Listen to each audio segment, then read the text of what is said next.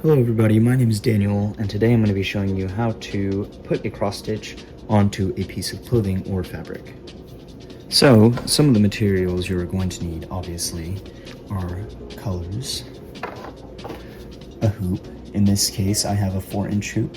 I have found these to be the most reliable. A needle, depending on the thickness or quality of your fabric that you're going to be stitching onto. These can be sharper or duller. A pair of scissors and some tweezers. Finally, you'll need the aida cloth and the shirt or sweater that you will be working on. This one is an old tag, large old navy sweater. So you might be wondering, oh, that's weird. Why did you draw the pattern on the cloth already? Well, I did that mainly for the reason of figuring out the relative size of this pattern, of how big it will be. Now you can find this pattern on Bracelet Book. It is number 109092, Princess Mononoke. So yeah, I drew the pattern onto the aida cloth so that I can see the relative size of it against the fabric before I commit to fully doing the whole thing. In this case, since I'm just going to put it in the middle of the chest, it's not really a big deal, but if you want to put it on the shoulder or down on the sleeve or something, you're going to want to know how big it is, especially with this size of cloth. Obviously, different sizes of cloths give you bigger or smaller patterns. I believe this is 18 count because the pattern is already kind of big, so I wanted it to not take forever and also not take up too much space on the front of the sweater. So one of the biggest questions I get when setting this up is, how do I get it aligned vertically, horizontally, whatever? And honestly, part of it is just eyeballing it. But I think the biggest contributor to me helping is seeing the grain of the fabric itself. So I'm not sure how well it picks up on camera here, but there are grains running perfectly vertically from the collar down. So this will help me in the future. Now, on the back side here, those grains are not present. This is not helpful because you cannot see those grains on the other side, so you can't see how vertically straight your pattern is sitting. But you can kind of eyeball it from the front, so we should still be okay. And honestly, some patterns, if it isn't vertically or horizontally perfect, no one's really gonna notice that much. If you try and make it look straight, it'll look straight. The way that I'll do this is I'll just get my sweater on a flat surface, and I want it to go right in the middle of the collar. I want it to kind of sit in the sternum, just right perfectly centered. And even if it isn't perfect, it'll still look cool, I think. So right about there is where I want to start. So then what I'll do from here is I'll take the small part without the ring, without the binder. I'll take that part and slip it under the sweater. Just kind of make sure that there's no wrinkles or anything in there. And we'll loosen this a good bit because all that extra fabric is going to be taking up some of the way. Just slap it right over like so, push down a little bit, and then I'm going to cut all of this off because this is going to get in my way later. But you want to keep enough on so that you can still move your hoop around and have enough space to pull your hoop taut, because when working on this, you're going to be punching the needle in and out, and it's going to slowly loosen the fabric from the hoop. I'm sure you've encountered this before when working on embroidery or cross stitch, but it's also the same case. So just be mindful to not only pull the aida cloth, but also pull the fabric underneath it when you're doing so. So I'm just taking a look back here, making sure that everything's flush. We got a little bit of a dimple here. So I'm just gonna pull only on the fabric, not on the aida cloth. Make sure that looks okay. Oh, we got a little snap there. See, yeah, so there was something a little tied up there. Just make sure that's nice and taut. And a big recommendation that I have when looking for a fabric or a cloth or an article of clothing to put this on is to put it on something a little bit thicker, like this sweater. Something like athletic wear, polyester, it has too much elasticity, and because of that, whenever you're doing this step, it just pulls and stretches and pulls and stretches, and it makes the pattern look very smushed in the end. And the end product just looks all kind of like warped and wrinkled, and you can barely tell what it is. I have found the most success with thicker clothing, like sweaters, sweatpants, even a jacket I've done a cross stitch on. But yeah, it just makes for the most consistency when it comes to tightness on the back of the hoop. And this is very important. This is a very important step. Take your time with it. Undo the hoop a couple times if you need to. Because once you start here, it's pretty much no going back from here, unless you want to undo all of the stitching that you had done. Once you realize that, oh no, it's too taut, or it's not taut enough, or it's not vertically aligned correctly, whatever. So from here, we can kind of just start stitching. So I have a couple of tips when it comes to stitching, but we'll get there when we get there. So I'm going to put the pattern on screen somewhere over here, but I'm going to start with the shading underneath the hair and the ears and the chin and the nose. And I'll explain that here in a second. People are often concerned about the string coming undone in the washer or the dryer, but I personally have not found any string come undone when putting my cross-stitched clothes through the dryer or washer. And I have a couple of my own that I have washed several times, more than probably 5 or 10 at this point. And it's just by doing this simple thing. I'm sure you've done this with your cross-stitch patterns too, but basically just cinching this tail down 2 or 3 times. So just come over here, pull the string through, and some of you probably even thread your string differently, but I have the little tail here with the 2 ends.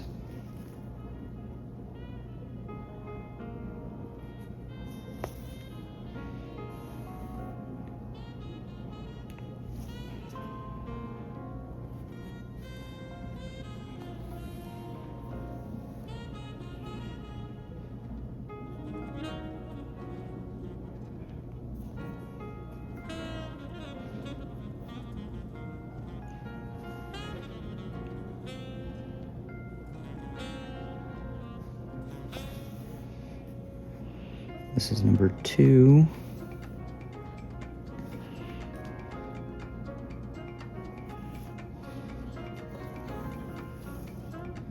I don't know if you can see that.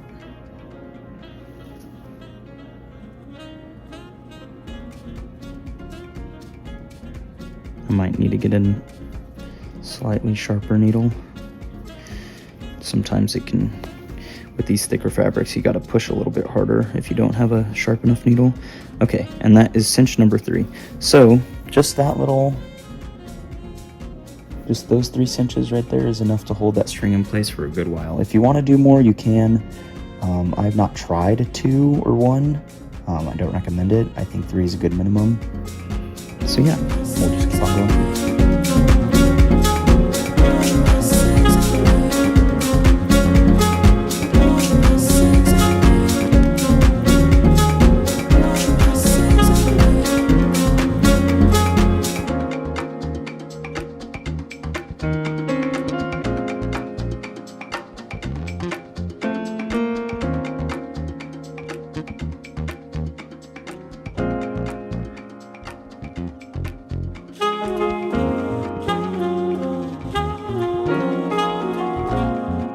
Something that people tend to do with regular cross stitch in a hoop and no fabric is punch the hole, put the needle through, and then drag the thread through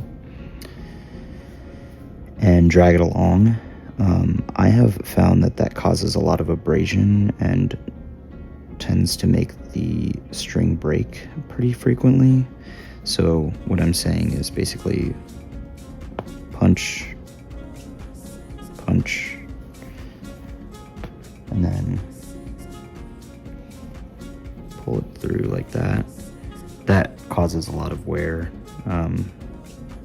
So I tend to just pull, poke, pull, just one by one.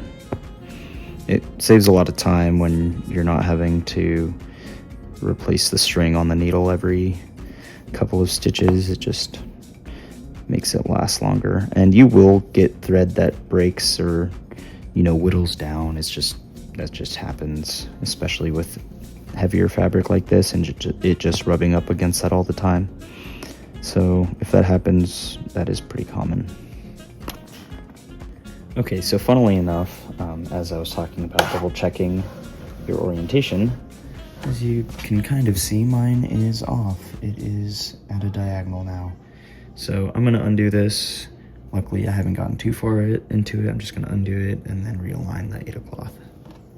So you can kind of see here, I've left these tails to cinch down later with other colors, but I have these strands here where I jumped from place to place. I know that some people in the cross-stitch community don't like to have these strings, don't like to have these jumps.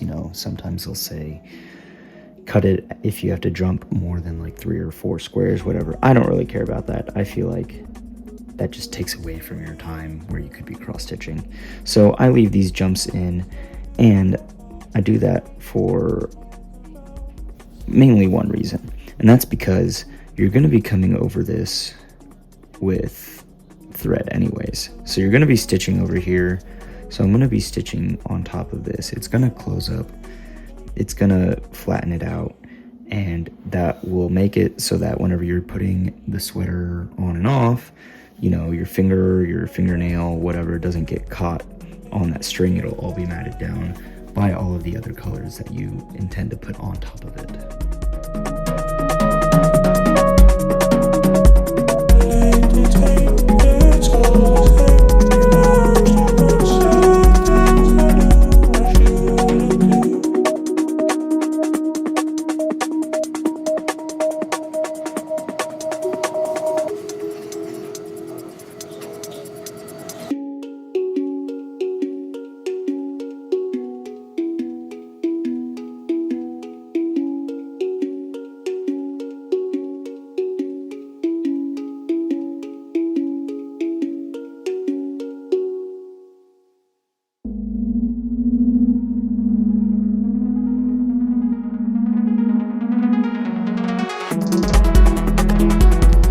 So, a small piece of advice,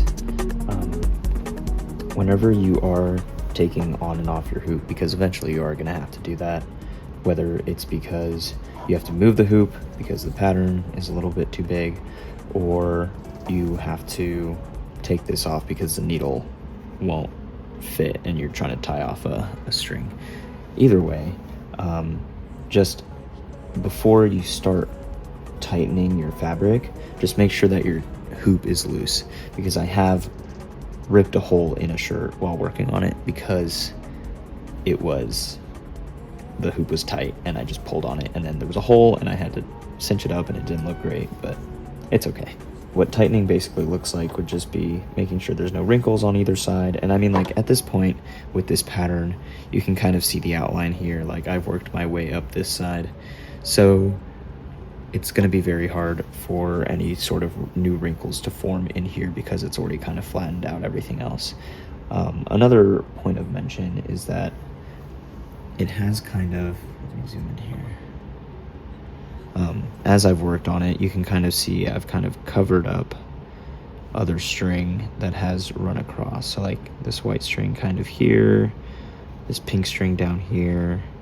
And so that's what I'm saying about when you have these like long running strands here, is that, you know, eventually you're going to work over them and they'll just flatten out like this down here.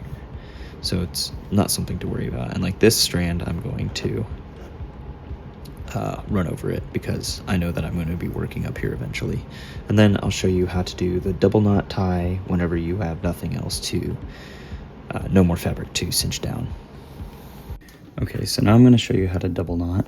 So I've pretty much finished my pattern here. I'm gonna go over and outline it just so it stands out a little bit behind the yellow of this sweater, but I'm gonna take the hoop off.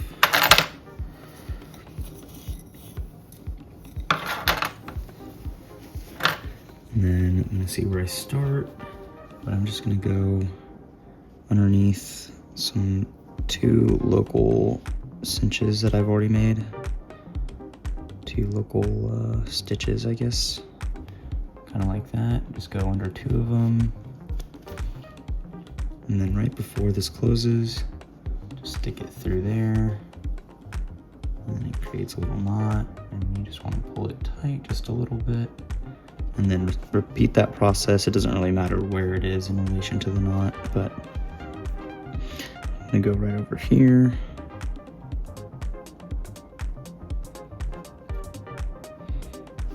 Pull it through, and then come through again. Pull it tight, and that should be pretty secure.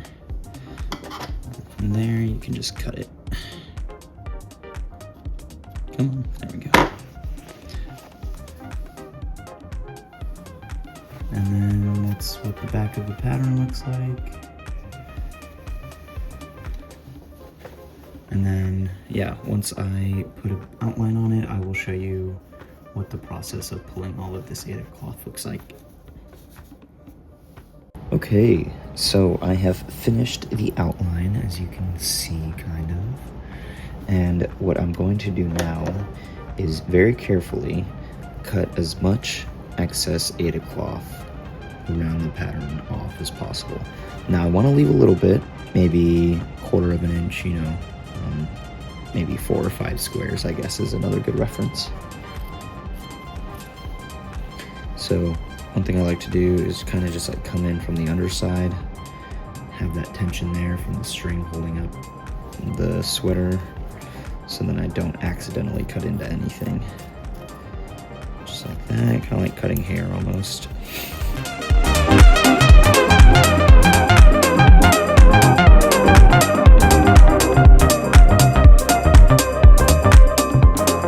There we go, I'll just throw this away. And then we have a kind of more tidy pattern. So here we're gonna use our tweezers. So I like to start by just getting all 4 sides, and just with my fingers, I can kind of start to pull these off.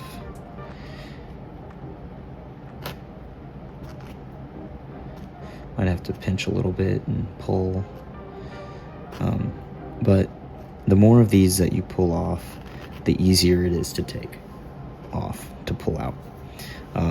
Obviously, because the thread is all interlocking in here, it's going to hold down the threads that are running across in either direction. So my strategy, once I'm done hand pulling off all 4 sides, is probably to go in here where there is no thread and start pulling from there, because there's the least amount of threads holding down the aida cloth running in this area. And so that'll loosen up this little area. I'm gonna go this way and then probably go vertical. There's a little bit missing up here that I can take out, and then see what is loose from there.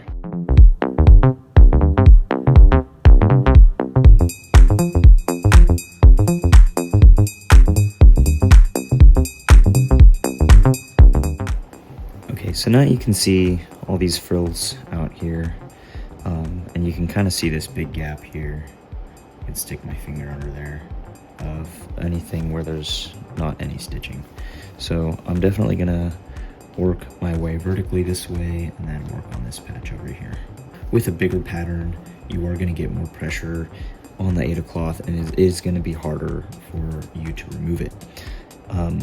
Inevitably, you are going to break the aida cloth on the top and the bottom, and you won't be able to pull from either side.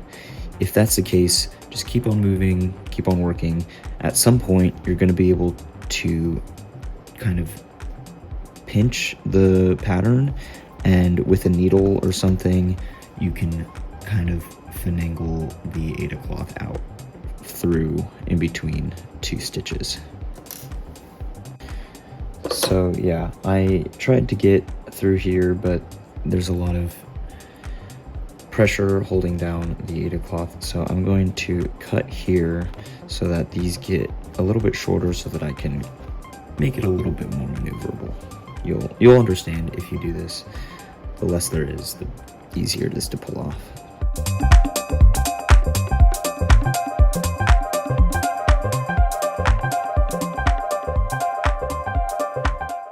Once you have a good grasp on 1 or 2 threads at a time, you just want to hold on to it really tight and then hold on to the pattern. I have my middle finger here bracing my thumb and just kind of holding onto the pattern, just slowly pulling the 2 apart, just wiggling just a little bit. You can start to feel it kind of go. Sometimes it'll slip like that,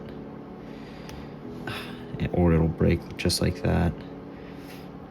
But you just got to give it some patience. Yeah, it'll just break sometimes, but just give it some patience. There are some weak points.